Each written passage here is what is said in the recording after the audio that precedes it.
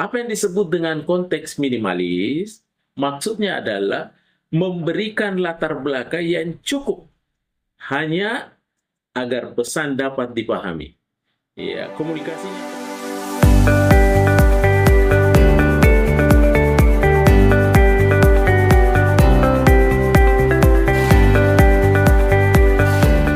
Bismillahirrahmanirrahim. Assalamualaikum warahmatullahi wabarakatuh.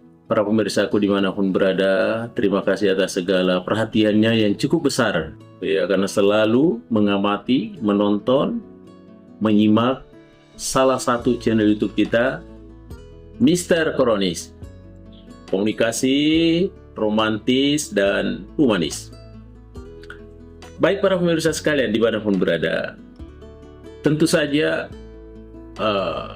fenomena-fenomena setiap hari yang kita lakukan, aktivitas yang selalu kita tampilkan, itu bisa saja semuanya diterjemahkan dalam sebuah proses komunikasi. Apakah itu sifatnya verbal, atau sifatnya non-verbal, atau saja tentunya komunikasi-komunikasi yang lainnya. Ya, intinya bahwa semua hampir kegiatan-kegiatan itu, aktivitas itu, semuanya ditafsirkan sebagai satu proses komunikasi. Baik para pemirsa sekalian, pada kesempatan ini kita akan bahas lagi satu tajuk, ya, satu judul, yaitu komunikasi kompresi. Iya, bagaimana itu komunikasi kompresi? Tentu dalam dunia profesional, ya, dan produktivitas, ya, komunikasi kompresi itu adalah teknik, ya, satu teknik menyampaikan informasi yang padat, ya, ringkas, namun tetap memiliki bobot atau makna yang utuh. Ya. Tujuannya adalah bagaimana untuk menghargai waktu penerimaan pesan tanpa harus mengurangi esensi pesan tersebut. Ya, sehingga dengan demikian, ya, tentu saja ada trik-trik yang dilakukan di dalam komunikasi kompresi ini, ya. Dia bagaimana mengkompres itu, ya. Kemudian, para pemirsa sekalian, tentu saja ada unsur-unsur utama dalam komunikasi kompresi ini. Ya. Yang pertama, para pemirsa sekalian, yang kita harus perhatikan adalah, yang pertama adalah kepadatan makna. Iya. Bagaimana itu kepadatan makna? Artinya, unsur ini tentunya berfokus pada penghapusan, ya, kata-kata pengisi yang tidak menambah nilai. Artinya, jika ada kata-kata yang kurang bermanfaat, tidak mempengaruhi sebuah nilai itu, maka ada baiknya di-delete saja, dihapus saja. Ya, karena setiap kalimat itu harus memiliki fungsi yang jelas. Ya, dengan hadirnya kata-kata yang hanya variasi saja, tentu membuat kalimat menjadi bias. Makanya ada baiknya kita delete atau hapus saja. Itu yang pertama. Ya. Kemudian yang kedua, dalam komunikasi kompresi yang paling terpenting juga ini adalah yang kedua, ada yang disebut dengan struktur hierarkis. Ya, struktur hierarkis. Ya, apa itu hierarkis? Artinya bagaimana itu kalimat itu tentu ditempatkan secara poin demi poin selanjutnya adalah sesuatu yang hierarki. Artinya bagaimana menempatkan poin utama atau kesimpulan di bagian paling awal. Iya. Karena unsur pendukung ini atau detail teknis ini diletakkan setelah poin utama agar audiens langsung menangkap inti pesan. Ya, jadi biasanya ketika kita menyampaikan sebuah kalimat, biasanya langsung dia punya to the point kepada maksudnya. Ya, karena ini adalah yang kita bahas tentang komunikasi kompresi. Kita mengkompres bagaimana kalimat-kalimat itu menjadi lebih sederhana, menjadi lebih pendek, tetapi makna esensinya tidak hilang. Ya, makanya itu yang kedua, ya, bagaimana menempatkan poin utama atau kesimpulan di bagian awal. Kemudian yang ketiga, para pemirsa sekalian, ya, bagaimana konteks, ya, konteksnya itu minimalis. Iya.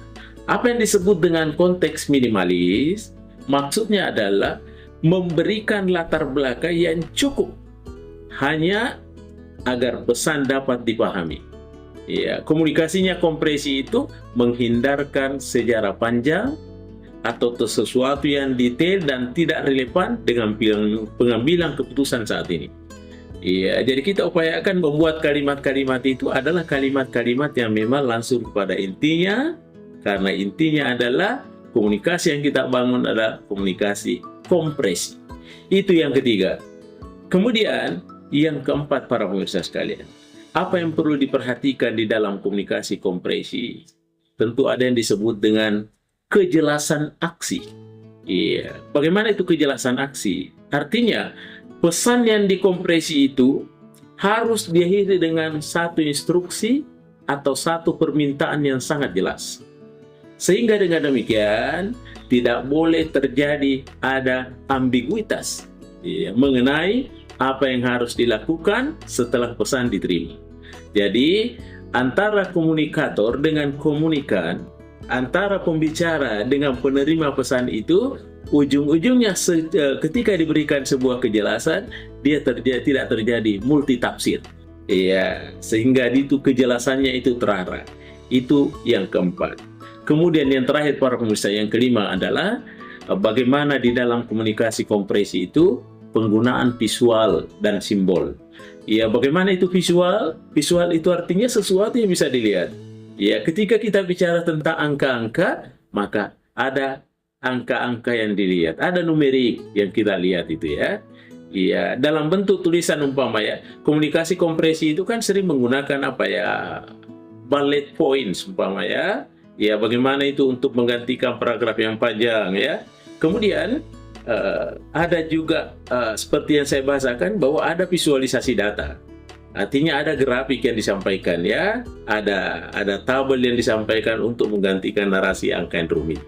So kadang-kala ketika kita bahasakan secara kualitatif, secara lebih luas, ada baiknya ketika dikompresi itu ada baiknya hanya digantikan dengan sifatnya grafik atau tabel-tabel, sehingga audiensnya, penerimanya lebih mudah memahami dibanding dengan narasi yang begitu panjang. Tentunya yang lebih terpenting dalam komunikasi kompresi ini adalah tentu di era informasi yang berlebihan, kemampuan melakukan kompresi komunikasi dia adalah merupakan satu superpower. Ya, tentu hal ini menunjukkan bahwa kita tetap mengingatkan menghargai waktu orang lain. Ya, jangan terlalu bertele-tele, terlalu panjang, tetapi kita tetap buat sesuatu yang jadi efektif dan efisien. Kemudian, memiliki penguasaan materi yang mendalam tentunya, dan bagaimana yang terakhir itu, kita berpikir secara logis dan terinstruktur. Ya, terstruktur.